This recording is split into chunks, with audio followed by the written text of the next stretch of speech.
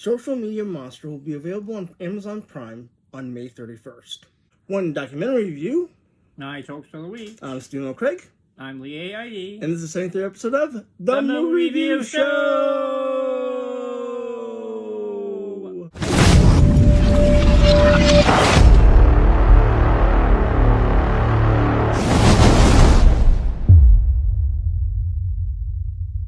What is the Movie Review Show? The Movie Review Show is when Steve and I go to our local theater. Normally we go to our local theater, but this time we got a link to view a documentary from the filmmaker. So that's how we watch the movie. We use a popcorn rating system, 1 to 10 popcorn. 1 popcorn being the worst and 10 popcorn being the best. Today's movie is about a internet troll who trolled an entire city in the Midwest, plus threatened a nuclear facility without any consequences. And it's entitled Social Media Monster. And here's a trailer. Most people have dealt with an internet troll at least once, but it can be scary when it escalates into the real world. The only way I can save my career is to go after theirs. That's it. I have no other way to win this battle. Most people posting online are harmless, but others can become social media monsters. If I had an assault rifle in my hand right now, and I'm angry about these 700 social media accounts, would I snap and go commit a mass shooting right now? I believe that Matthew Burdick is a con artist, and I think he tried to run a grift in St. Joe. This battle in St. Joseph, Missouri started when I walked up to an IHOP. I'm a reputable person in this country, by the way. I'm just famous, is all. For somebody who claims to be just nationally widely known, I had no idea who he was. Matthew Burdick is a filmmaker, journalist, activist, and philanthropist. I don't believe anything Matt Burdick says. Not a word of what he says can be trusted. I'm the guy that exposed the Flint water crisis, by the way. Matt emailed our reporters, and they decided not to run a story. So I got angry and I started my own newspaper. All he did was write a blog and tie it to a Facebook page. So he would post an article on Facebook. He would reply obsessively to these people. If you just question Burdick on something, he flies off in a rage. There's no reason that this is continuing on, other than the police, FBI, and media will not intervene when they should have intervened. And I want this to stop, now! 750 pages worth of emails to city officials in a 2.5-month period. I have been able to disrupt the functioning of entire cities with my campaigns, and I did that in cities all over the country.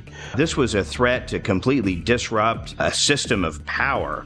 So they took his email threats and online post threats serious enough to be there, but not serious enough to press charges because, it's the internet. I am going to get my revenge on this town, on these elected officials, on the media, on the police. I am absolutely going to make sure they pay and are held accountable for what they did to me.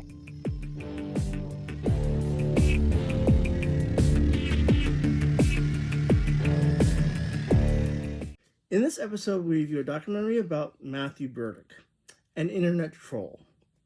Peter John Ross, the director and producer of Social Media Monster, informed us that Matthew Burdick is contacting all the podcasters that have interviewed him and the film reviewers. Peter wrote, and I cannot stress this enough, he is sending a lot of emails to everyone. Not just a handful, dozens and dozens of emails, all with no response. My best advice is to just ignore him. Peter John Ross contacted us through our comment section. He wanted us to review his film. We felt honored that he reached out to us. He wanted us to review it whether we liked or hated it. It's review time. The movie begins with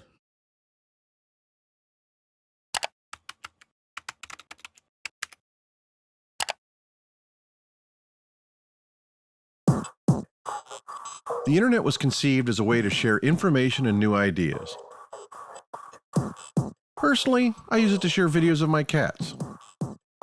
The original intent of social media began innocently, I'm sure. Pretty quickly, people found ways to lie, cheat, and manipulate.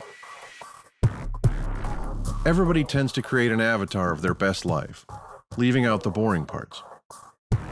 Well, most people do. Making it seem like your life is perfect is very different from catfishing on a dating site or financial fraud. It took no time for the darker side of social media to become evident. Prepare to pass through the looking glass where one man without a job and a lot of mysterious money can leverage his phone and free Wi-Fi at Starbucks to tear apart the fabric of people's lives. And he can do it all without consequence.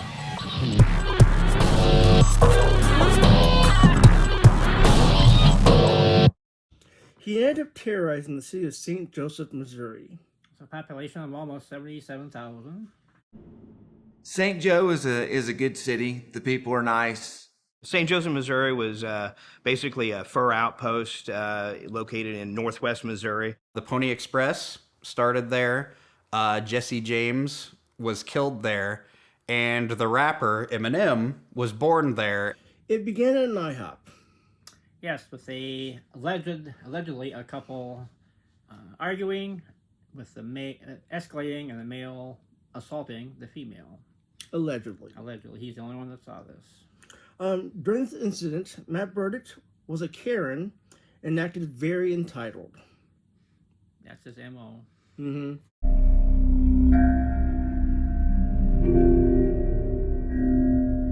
Matt Burdick likes to play the part of the hero. It all pretty much started with the IHOP incident. He wanted to save the damsel in distress. He didn't want to do it, so he went and asked somebody else to go do it for him. This battle in St. Joseph, Missouri started when I walked up to an IHOP and there was a man who was assaulting a woman in the parking lot.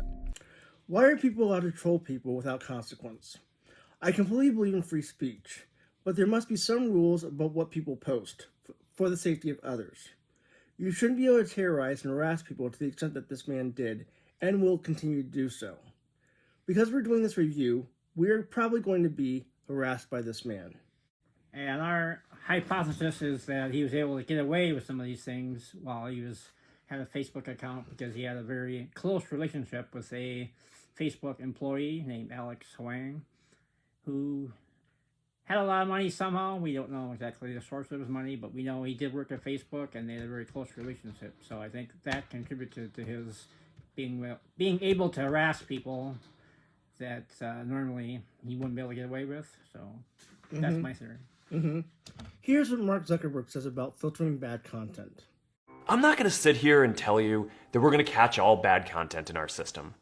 We don't check what people say before they say it, and frankly, I don't think society should want us to.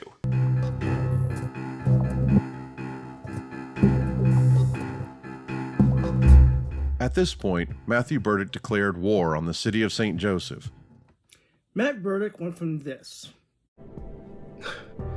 I tried to help a woman who was being beat up by a man. That's how this all started, with me trying to do a good deed. To this.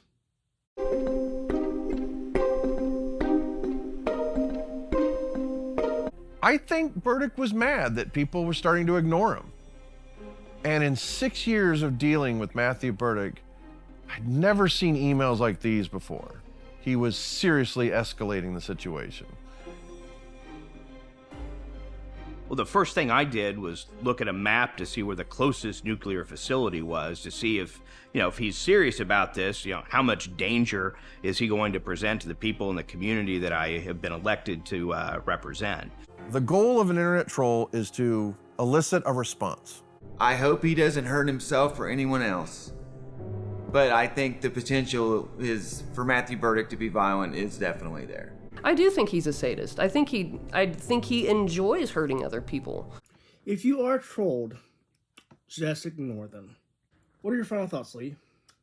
Actually, his film reminded me of Oppenheimer. They're both nonfiction stories, and true life stories, but they're told in a dramatic, entertaining fashion. So, kudos to the producer, or to the filmmaker, Peter John Ross, and thank you for asking us to review it. It was an honor. Well done. What's your score? Perfect 10. Perfect 10, wow. I mean, it's like I said, it reminded me of Oppenheimer, which we both loved. Pretty much everyone who's seen it loved. Yeah, it's, like I say, it's real life story, but it's told, like it's a regular movie. So suspense, intrigue, drama. I loved it. Awesome. Your score? This was a very good documentary. It was enjoyable and kept me wanting to watch. I recommend it. Do you think Matthew Burdick is crazy, or do you think he knows what he's doing? And everything he's doing is on purpose. Personally, I think he suffers from a mental illness. Thank you, Pierre John Ross, for letting us review your documentary, Social Media Monster. I give this documentary 8.5 popcorns. All right. It's the end of the show, which means it's time for Lee's Jokes of the Week. Okay, I've got 6 internet troll jokes for you. Number 1, how do you catch an internet troll? I don't know. Use clickbait. Ha ha ha.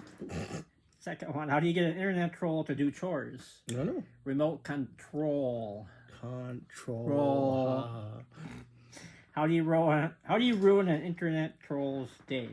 I don't know. Take away their internet access. Like take away their toy. What's the difference between a troll and a video game character? I don't know. Video game characters have lives. I like that one. I did too. How do you stop or kill an internet troll? Seize their memes of production. And last, hopefully not least, just a little bit longer one. You get sent on a quest to kill a troll. So you got your gun. Mm-hmm. You go through the forest, you track it down, but then you lose sight of it. Then you get so mad that you just fire a random shot in the air, but it hits the troll and kills it. What do you tell the person who sent you on this quest? I don't know. I'm sorry, I lost gun troll. Control. Well, remember the Social Media Monster comes out on Amazon Prime May 31st. We highly recommend watching it. Yep. Don't forget to like, comment, and subscribe. And remember, as always, we'll be watching for you. Crazy documentary lovers.